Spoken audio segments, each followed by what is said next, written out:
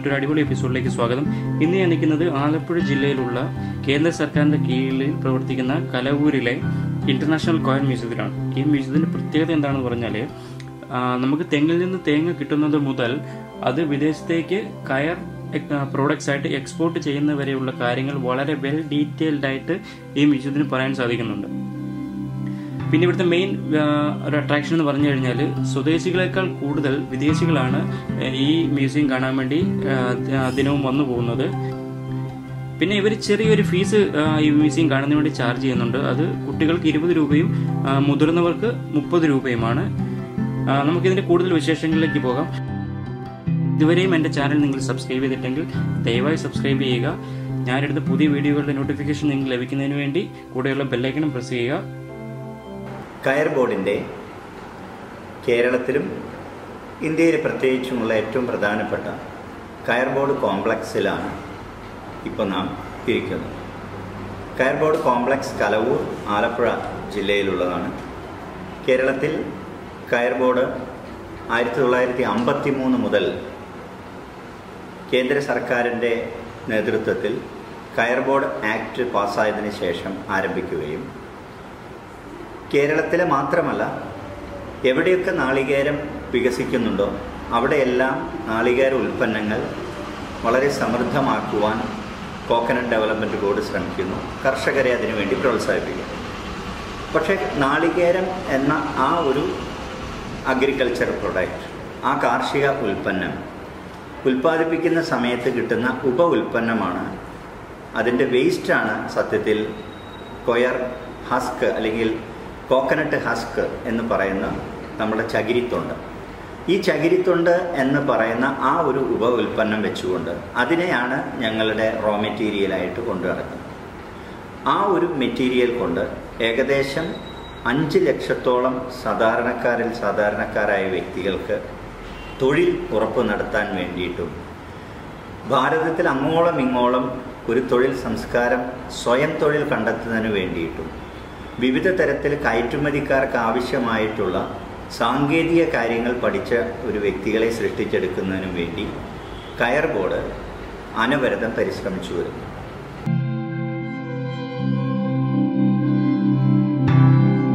ഈ വ്യവസായത്തിലേക്ക് ആവശ്യമായിട്ടുള്ള സാങ്കേതികമായ മേന്മയുള്ള വ്യക്തികളെ, ഹ്യൂമൻ റിസോഴ്സ്, അവരെ നൽകുക എന്നുള്ളതാണ് നാഷണൽ കോയർ ട്രെയിനിങ് സെൻറ്റർ എന്ന ഈ സ്ഥാപനം വഹിക്കുന്ന ഒരു പങ്ക്. ഇന്ത്യയിൽ ഇതേപോലെ നമുക്ക് ഈ സ്ഥാപനം മാത്രമേ ഉള്ളൂ. ഒപ്പം അതാത് സംസ്ഥാനങ്ങളിൽ പ്രത്യേകമായിട്ടുള്ള റീജിയണൽ ഓഫീസിലും ഇതേപോലെയുള്ള ട്രെയിനിങ് സംവിധാനങ്ങൾ ഉണ്ട്.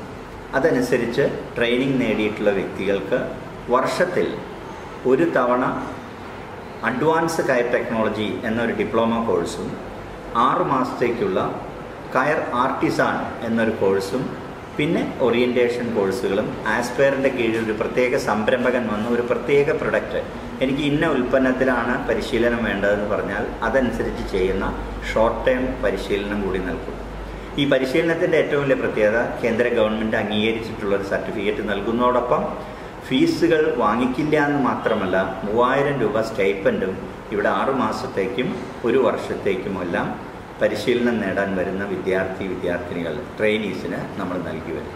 അവരെ തന്നെ ഇൻറ്റേൺഷിപ്പിലൂടെ കുറച്ചും കൂടെ പരിശീലനം പഠിപ്പിക്കുകയും അവരെ ഒരു പ്ലേസ്മെൻറ്റ് സെല്ലിലൂടെ ഒരു തൊഴിൽ സംസ്കാരത്തിലേക്ക് എത്തിക്കുന്നു.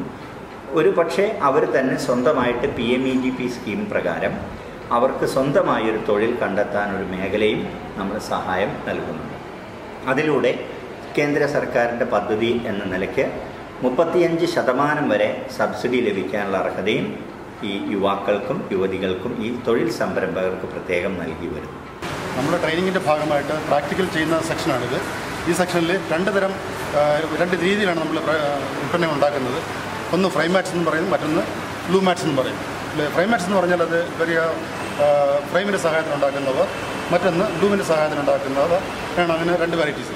ഈ ഫ്രൈ മാറ്റ്സ് എന്ന് പറയുമ്പോൾ വളരെ ലോ കോസ്റ്റിലും വളരെ സൗകര്യമായ പ്രകൃതമായ രീതിയിൽ എല്ലാവർക്കും ഉപയോഗിക്കാൻ പറ്റുന്നു. മറ്റൊന്ന് പറയുമ്പോൾ ഇതല്ല, നമ്മൾ റൂമുകൾ ഫർണിഷ് ചെയ്യാനും അതുപോലെ തന്നെ സ്റ്റെപ്പിലേക്ക് ഇടാനും പറ്റുന്ന മാറ്റ്സുകളായിട്ടാണ് ഉപയോഗിക്കുന്നത്. അത് വളരെ കുറച്ച് കോസ്റ്റ്ലിയാണ്. എന്നിരുന്നാലും അതിൻ്റെ അത്തരത്തിലുള്ള മാറ്റുകളാണ് നമ്മൾ 2 കുട്ടികൾക്ക് ഉപയോഗിക്കുന്നത്, കുട്ടികൾക്ക് വേണ്ടിയിട്ട് നമ്മൾ ചെയ്തുകൊണ്ടിരിക്കുന്നത്. എൻ്റെ പേര് അൻസിൽ. ഞാൻ ഇവിടെ ആലപ്പുഴ സ്വദേശിയാണ്.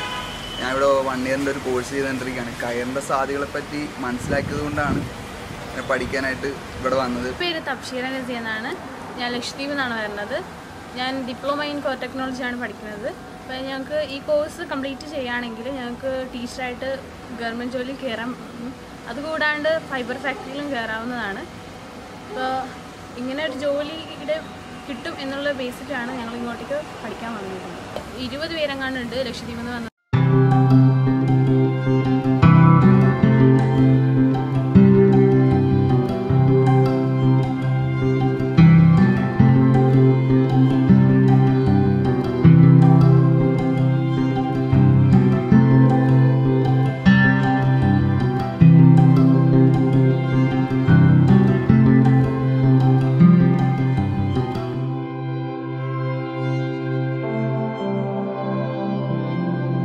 സ്വാതന്ത്ര്യത്തിന് മുമ്പ് തന്നെ ഇവിടെ ഹെൻറി ഇസ്മയിൽ, ധാര തുടങ്ങിയിട്ടുള്ള, ജെയിംസ് ധാര തുടങ്ങിയിട്ടുള്ള വിദേശികൾ വന്ന് ഇവിടെ ഏറ്റവും നല്ല രീതിയിലുള്ള കയർ ഫാക്ടറികൾ ആരംഭിക്കുകയും അതൊരു വ്യവസായ ശൃംഖലയുടെ ഭാഗമാക്കിക്കൊണ്ട് നിൽക്കുകയും ചെയ്തു.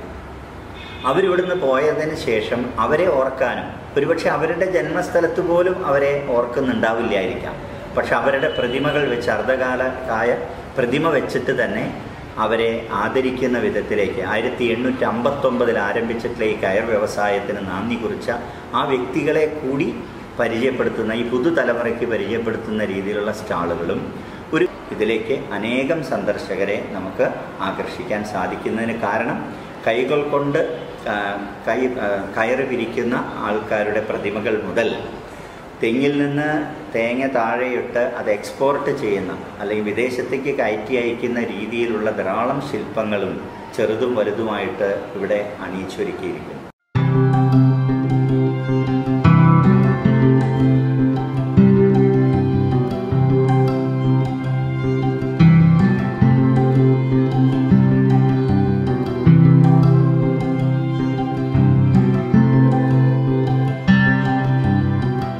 അതുപോലെ 1 കിലോ സിമൻറ്റോ 1 ഇഷ്ടികയോ പോലും ഇല്ലാതെ കയറുകൊണ്ട് മാത്രം അല്ലെങ്കിൽ ചകിരി കൊണ്ട് ഉപയോഗിക്കുന്ന പ്രത്യേകമായ കയർ വുഡ് കൊണ്ടുണ്ടാക്കിയ, കയർ തടിയെന്ന് നമുക്കതിനെ പറയാൻ സാധിക്കും, അതുകൊണ്ടുണ്ടാക്കിയ വീടും നമുക്കിവിടെ പ്രദർശിപ്പിക്കാൻ സാധിച്ചു.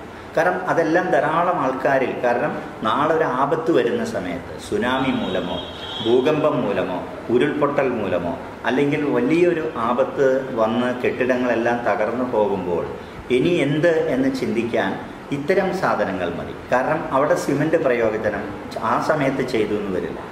അതുപോലെ തന്നെ നിർമ്മാണ സാമഗ്രികൾ അവിടേക്ക് ഒരു ഡിസാസ്റ്റർ നടന്ന സമയത്ത്, ഒരു ആപത്ത് നടന്ന സ്ഥലത്തെല്ലാം കിട്ടിക്കൊള്ളുന്നില്ല.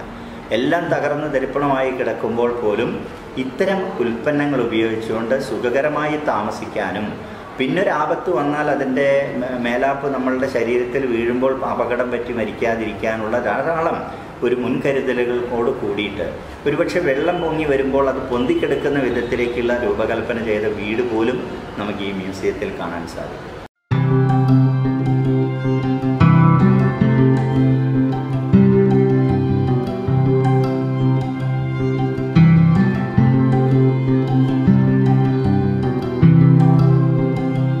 അതുപോലെ ചൂടേറിയ സ്ഥലത്ത് വൃക്ഷങ്ങളില്ലാതെ വരുമ്പോൾ തണൽ തേടി നടക്കുന്ന ഒരു സമ്പ്രദായം നമ്മുടെ റോഡിൻ്റെ സൈഡുകളിലൊക്കെ നമ്മൾ കാണും. വൃക്ഷങ്ങളില്ല, തണൽ വൃക്ഷങ്ങളെല്ലാം വെട്ടി നശിപ്പിക്കുന്ന ഒരു പ്രവണതയും നമ്മൾ കാണും.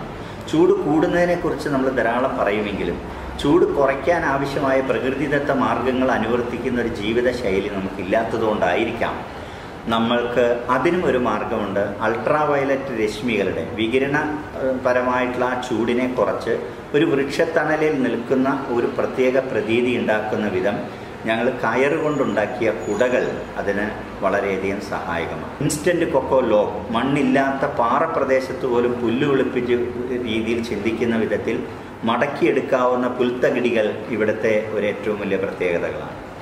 ആനയ്ക്ക് നെറ്റിപ്പട്ടം മുതൽ ബാഗുകളടക്കം കോട്ടുകൾ വരെ, ജാക്കറ്റുകൾ അടക്കമുള്ള വിവിധ തരത്തിലുള്ള ഉൽപ്പന്നങ്ങൾ കയറുകൊണ്ടുണ്ടാക്കുന്ന ഒരു വിസ്മയ ലോകം കൂടി നമുക്കിവിടെ ഒരുക്കി തീർക്കാൻ സാധിച്ചിട്ടുണ്ട്.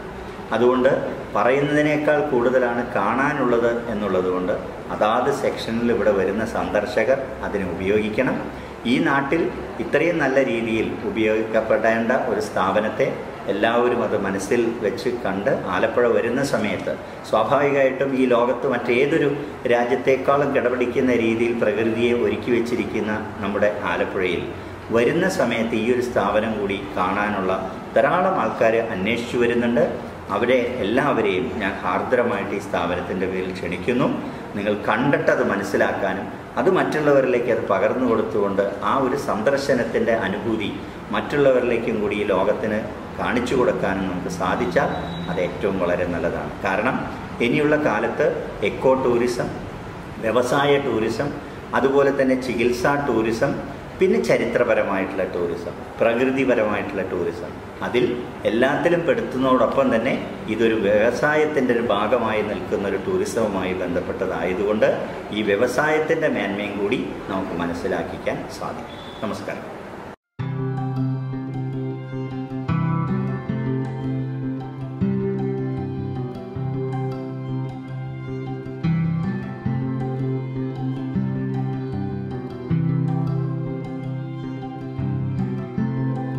അപ്പോൾ നിങ്ങൾക്ക് ഈ വീഡിയോ ഇഷ്ടമായെന്ന് കരുതുന്നു. ഇഷ്ടമെങ്കിൽ തീർച്ചയായും എൻ്റെ ചാനൽ നിങ്ങൾ സബ്സ്ക്രൈബ് ചെയ്യണം.